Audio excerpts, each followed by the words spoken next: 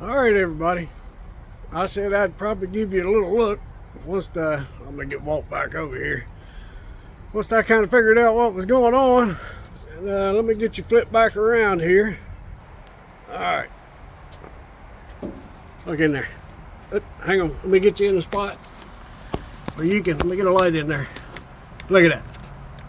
Look at that. Oh, there you go. Now you can see. Look a little to the left, Randy. There you go. I'd have bet $1 against a donut that right there would have been full of coolant.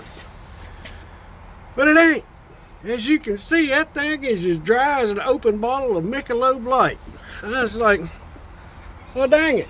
They say it's using coolant, and it ain't leaking nothing nowhere.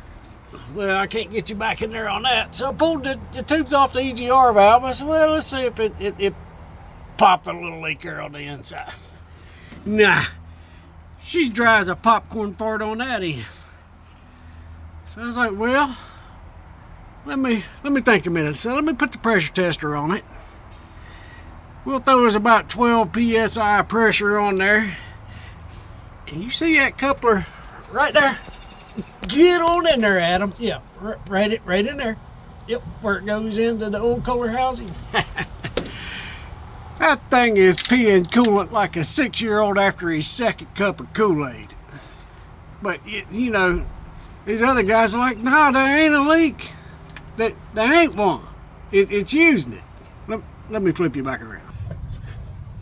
That's what you get when you rely on somebody else and make an assumption that they actually know what they're talking about. So it ain't no big deal. I'm gonna order up a damn seal kit for it. Go ahead and get that coupler, because you guys don't know this, but I do. That thing, it's made out of a composite material, and at 357,000 miles, it's probably about ready to go ahead and break up anyhow. I'm going to get one, maybe two, because I got another truck that has a similar issue. So I'm going to get on the Hornolator 5000 after I get done making this video, because you're on it. I'm going to get that ordered up, try to get the parts in here and get this thing back together and sealed up. So hopefully they can have this thing for the weekend. But I just wanted to jump up and down on this thing like frogs on a hot sidewalk and let y'all see what I had. You know, I'd have bet that. I'd have made that bet that cooler was bad.